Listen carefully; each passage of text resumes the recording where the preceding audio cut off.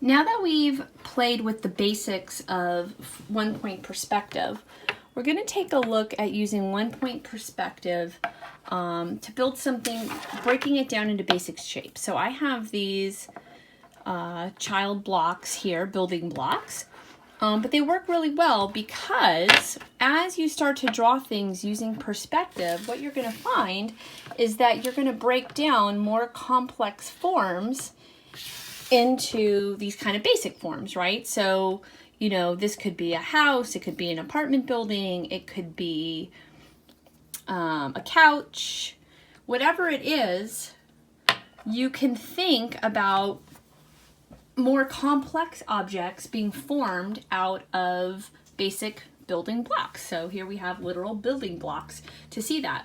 And the thing to keep in mind with linear perspective is always remembering that faces or edges that are parallel are going to follow the same rule. So here, everything that's red, all of these red blocks, they're all parallel to one another. They're all facing the same direction. So all of these vertical lines are parallel and all of these horizontal lines are parallel. In one-point perspective, we're looking straight at the object. So the face of all of these cubes we see as a square. And then all of these edges, these wood edges that are receding backwards, those are all parallel to one another, right? They're all going this way. Wherever they are on the block, they're all parallel. So they're all going to go to the same vanishing point. So whether you're doing one-point perspective or two-point perspective, remembering that those parallel lines will follow the same rule can be really helpful when you start getting stuck or confused or something doesn't look right in your drawing. If you can ask yourself, okay, this is an edge. Which other edge is it parallel to? And maybe you've already drawn part of the room, you know, a countertop or a wall. And if you can say, oh, it's parallel to this wall, then you know right away where that line needs to go. It'll go to the same vanishing point as its parallel line. So let's take a look at drawing some basic building blocks using one-point perspective. Okay, so I'm going to start with my one-point perspective drawing. I've set up some blocks in front of me, and they are a little bit below eye level. I know that because I can see the tops of the blocks, so I know that they're a little bit below eye level. So because of that, I'm going to make my horizon line a little bit higher on the page because I know that all of my blocks are going to be below that horizon line. If I could see the bottoms of the blocks, I would know that I would maybe need to draw my horizon line lower so that I could draw above the horizon line. All right, so I have one larger block and then I have some smaller blocks on top of that. And so what I'm going to do is I have to look and I'm going to notice that I see the left edge of the block. So my vanishing point is obviously off to the left of where the blocks are so that I can see that edge of the blocks. So I'm going to start by sketching in the faces of the blocks. So figuring out first just how far down from the vanishing point I think we are. And I'm not even going to use my ruler at first because I just want to get a sense of where these blocks even are before I and this is an exercise. I'm not also going to worry that every single one is perfectly measured out to be a perfect square. I mean, you know, I'm just going to kind of eyeball things. I don't want to make it too sloppy, but at the same time, I want it to be about, you know, learning and practicing the perspective and not so much having it be about measuring a bunch of squares out. And the blocks really are set up in front of me just to help give me that, you know, visual insight. So I have 1, 2, 3, 4, 5, 6 blocks that are all stacked on top of each other and flat with one another. They're all, you know, aligned with one another. Then I have another block that's a little farther back.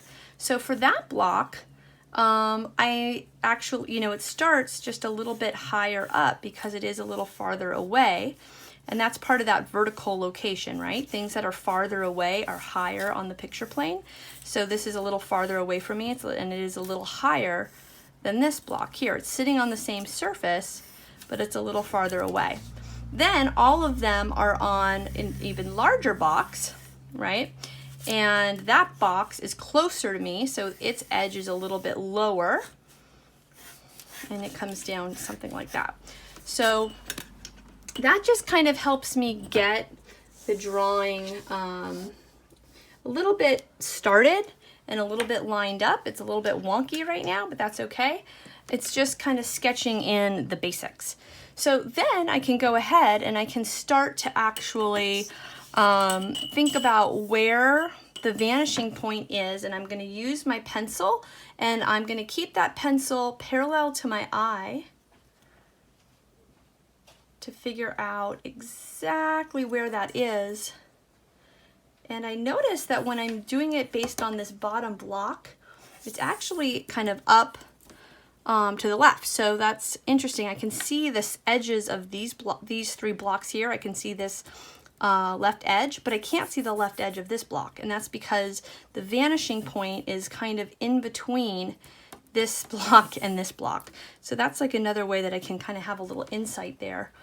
And I think this actually comes out a little, it's going to come out a little farther in the end. Okay, so that gives me some insight as to where my vanishing point is, because I can see the edge of this block. I can't see the edge of this block.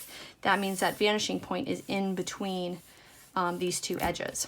All right, so now I can just go in and I'm just going to start drawing these out a little bit more neatly. And I'm going to kind of line my ruler up with my horizon line so that I can start drawing in these boxes more with more parallel lines, because these lines were really off.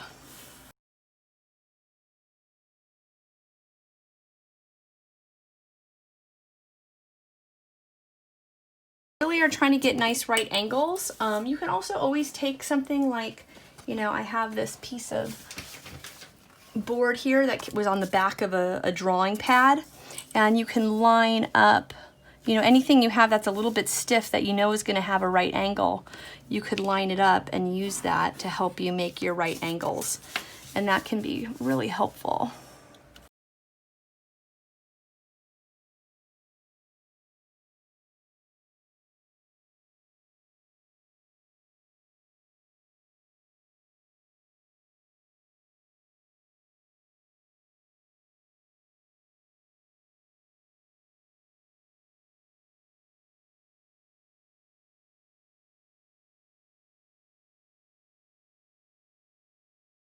Now, I know I have all of my squares. They're not perfect, that's okay. They're fairly close to having right angles and looking like squares or rectangles, so that's good enough. Now I have my vanishing point, I have my horizon line, so the next trick is just connecting everything to that vanishing point. So anywhere I have a corner, I am going to carefully connect that to my vanishing point, and I'm just going to spin my ruler on that vanishing point until I connect all these corners.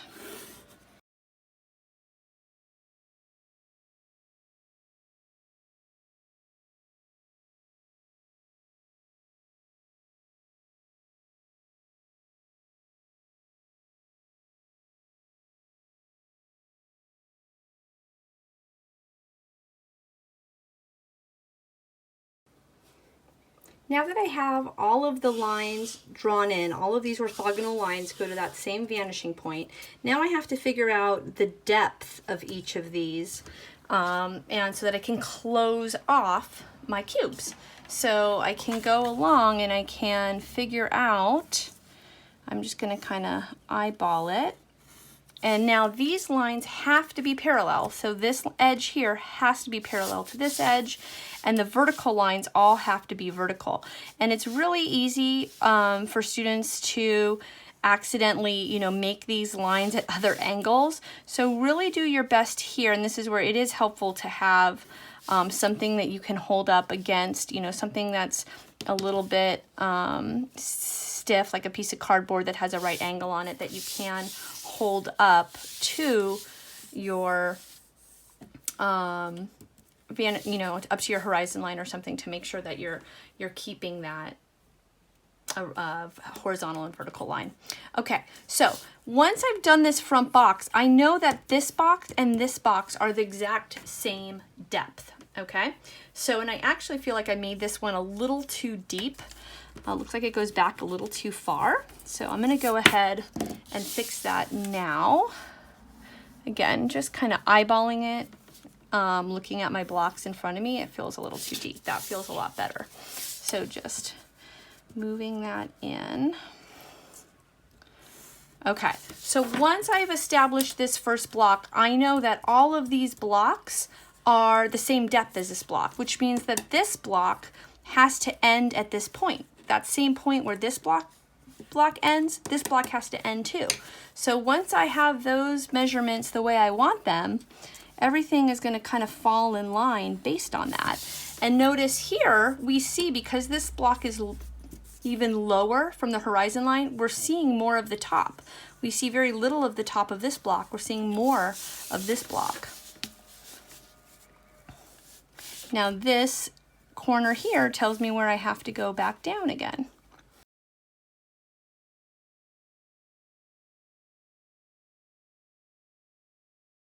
Now this block ends here and it lines up with the bottom of this block, so it's showing me where that needs to be. And it's also showing me where it needs to come down. Maybe this piece of cardboard I'm using doesn't have a 90-degree angle on this side. I think that might be my problem. Yeah, there we go. That looks better.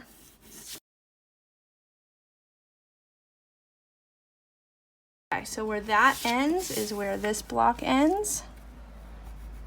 Okay, and then now notice how we're getting closer to our vanishing point, so those edges that we're seeing of the block are getting more and more close together, right? We have very little space in between these vertical lines. You're just seeing the littlest bit of the side of that box, very little of it. And then this edge here, these two blocks, right, are lined up, so they're going to share that same ending point. So if I take this little teeny line I have here and I pull it across, right, that's where this block ends. So that fills me in on where this block has to go up.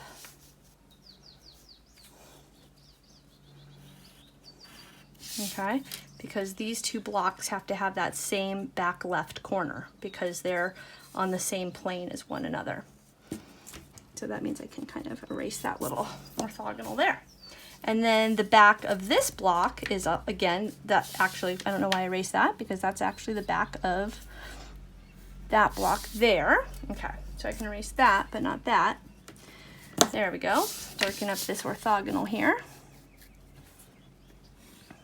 There we go. Okay, now this block, remember, was a little bit farther away from us, which is why its vertical location is a little bit higher on the picture plane. And again, another orthogonal that I missed. There it is. Okay, and so it is going to end a little bit higher up than these other ones. So if these other ones ended right around here, right, this one is actually going to be even a little higher than that by about, you know, more or less, not the exact same amount, but a little bit like that. Okay, and so it's a little bit farther back than those other ones. There we go. Okay, and then this box here, right, we already have that orthogonal. We already have this orthogonal. So then the next thing to look at is just to figure out where the back of this box is. And when I look at it, it looks like it's just barely, kind of just moving the slightest bit in my chair changes it. But it's right around where the back of this block is. Now I don't want to create a tangent and have it be exactly at the same edge, even if that's what I see, because I want to avoid those tangents. So I'm going to go ahead and just make the artistic decision that it's slightly below so that I can avoid any tangent there. If I went slightly above, then, you know, it kind of is going to line up with that line. So I'd rather just go for slightly below. Okay, and that's the back of that box. I can't really see it over here because these blocks are blocking it. Okay, so I'm going to lightly erase some of these orthogonals we don't need anymore, but not completely erase them. So you can kind of show your work by not 100% erasing the orthogonals, but kind of giving them, you know, at least a little space around where the blocks are, lightening them up a little bit. This block, I didn't get the back, and then that's also when I realized the places I missed. So this block here shares that same back edge as this block, so I just continued that edge there and draw back in that orthogonal I accidentally erased. All right.